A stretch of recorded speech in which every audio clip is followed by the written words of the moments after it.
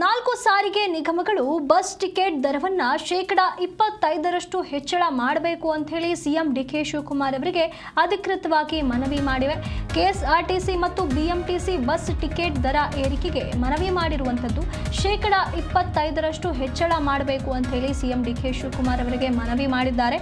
ಇಲ್ಲಿ ಆರ್ಥಿಕ ನಷ್ಟದಿಂದ KSRTC BMTC ಸೇರಿದಂತೆ 4 ಸಾರಿಗೆ ನಿಗಮಗಳು ತತ್ತರಿಸ್ತಾ ಇರುವಂತದ್ದು.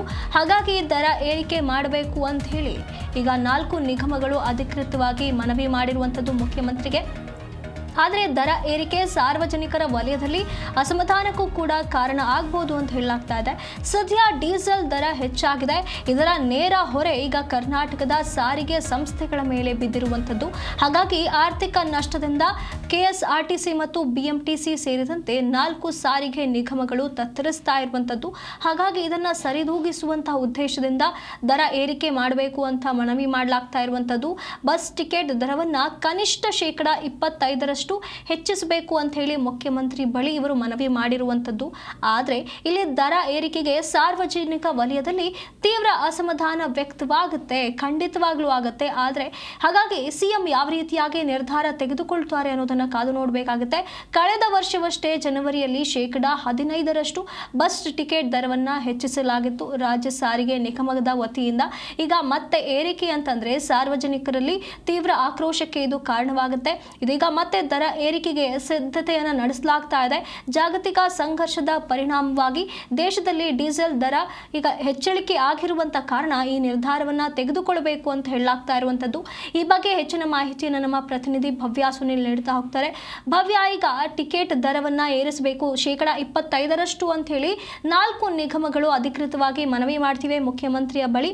ಆದ್ರೆ ಇದು ಈಗ ಸಾರ್ವಜನಿಕ ವಲಯದಲ್ಲಿ ಆಕ್ರೋಶಕ್ಕೆ ಕಾರಣವಾಗಲ್ವಾ? ಹಾಗಾದ್ರೆ ಖಂಡಿತ, ಯಾಕಂದ್ರೆ ಈಗಾಗಲೇ ಎಲ್ಲದರ ದರ ಏರಿಕೆ ಆಗ್ತಾ ಇರುವಂತದ್ದು. ಸೊ ಈ ಕಾರಣಕ್ಕಾಗಿ ಈಗಾಗಲೇ ಜನಸಾಮಾನ್ಯರಂತೂ ಬಹಳಷ್ಟು ಆಕ್ರೋಶವನ್ನು ಹೊರ ಹಾಕ್ತಿದ್ದಾರೆ.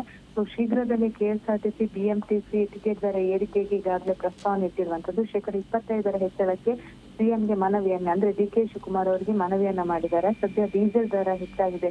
ಇದರಿಂದ ನೆರೆಹೊರೆ ಕರ್ನಾಟಕದ ಸಾರಿಗೆ ಸಂಸ್ಥೆಗಳ ಮೇಲೆ ನೇರವಾಗಿ ಪರಿಣಾಮ ಬಿದ್ದಿರುವಂತದ್ದು. ಸದ್ಯ ಆರ್ಥಿಕ ನಷ್ಟದಿಂದ ಸಾರಿಗೆ ಸಂಸ್ಥೆಗಳು ತತ್ತರಿಸ್ತಾ ಇದೆ. ಕೆಎಸ್ಆರ್ಟಿಸಿ ಮತ್ತು ಬಿಎಂಟಿಸಿ ಸೇರಿದಂತೆ 4 ಸಾರಿಗೆ ನಿಗಮಗಳು ಈಗಾಗಲೇ ಬಹಳಷ್ಟು ಕಷ್ಟದ ಪರಿಸ್ಥಿತಿಯಲ್ಲಿರುವಂತದ್ದು. ಹೀಗಾಗಿ ಬಸ್ ಟಿಕೆಟ್ ದರವನ್ನು ಕನಿಷ್ಠ ಶೇಕಡಾ 25ರಷ್ಟು ಹೆಚ್ಚಿಸಲು ಮುಖ್ಯಮಂತ್ರಿಗಳ ಬಳಿ ಮನವಿ ಮಾಡಲಾಗಿದೆ. ಆದ್ರೆ ದರ ಏರಿಕೆಗೆ ಸಾರ್ವಜನಿಕ ವಲಯದಲ್ಲಿ ತೀವ್ರ ಅಸಮಾಧಾನ ವ್ಯಕ್ತವಾಗ್ತಿದೆ. ಅಂದ್ರೆ ಕಳೆದ ವರ್ಷವಷ್ಟೇ ಜನವರಿಯಲ್ಲಿ ಶೇಕಡಾ 15ರಷ್ಟು ಬಸ್ ಟಿಕೆಟ್ ದರವನ್ನ ಹೆಚ್ಚಿಸಲಾಗಿದೆ. ಇದೀಗ ಮತ್ತೆ ದರ ಏರಿಕೆಗೆ ಸಿದ್ಧತೆ ನಡೆಸಿರುವಂತದ್ದು.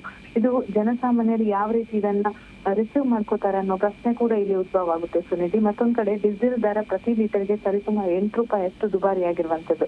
ಇದರಿಂದ ಕೆಎಸ್ಆರ್ಟಿಸಿ ಬಿಎಂಟಿಸಿ ಈಶಾನ್ಯ ಕಲ್ಯಾಣ ಕರ್ನಾಟಕ ಸಾರಿಗೆ ನಿಗಮಗಳು ತೀವ್ರ ಆರ್ಥಿಕ ಸಂಕಷ್ಟ ಎದುರಿಸಿದೆ. ಸೊ ಹೀಗಾಗಿ ಟಿಕೆಟ್ ದರ ಏರಿಕೆಗೆ ಒಂದು ವೇಳೆ ಮುಖ್ಯಮಂತ್ರಿಗಳು ಗ್ರೀನ್ ಸಿಗ್ನಲ್ ಕೊಟ್ರೆ ಜನಸಾಮಾನ್ಯರ ಮೇಲೆ ಇದೊಂದು ಹೊರೆ ಬಿದ್ದಂತಾಗುತ್ತೆ ಸುನಿಧಿ.